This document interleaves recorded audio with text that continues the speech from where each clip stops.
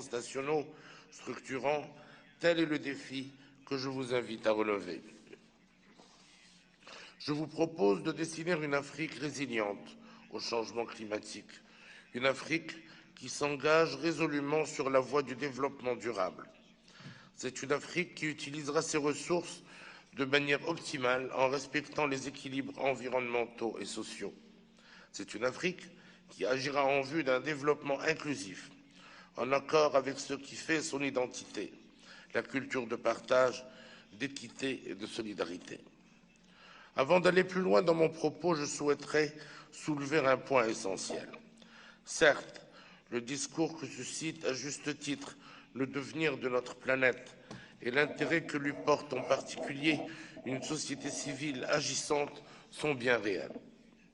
Mais existe-t-il pour autant des objectifs communs dans l'action?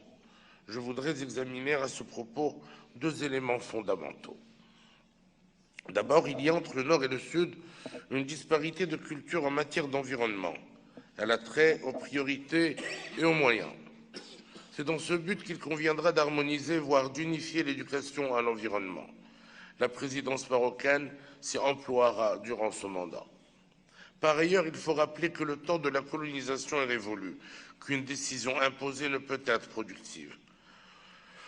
Faut-il rappeler que les acteurs ne manquent pas de force, d'engagement ni de bonne volonté, mais qu'il leur arrive de manquer de moyens.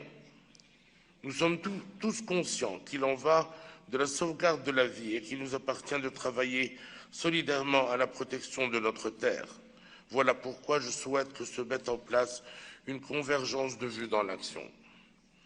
Excellences, Mesdames et Messieurs, l'Afrique paie un lourd tribut dans l'équation climat et représente sans aucun doute le continent le plus pénalisé. En effet, la hausse des températures, le dérèglement des saisons, les sécheresses à répétition appauvrissent la biodiversité de notre continent, détruisent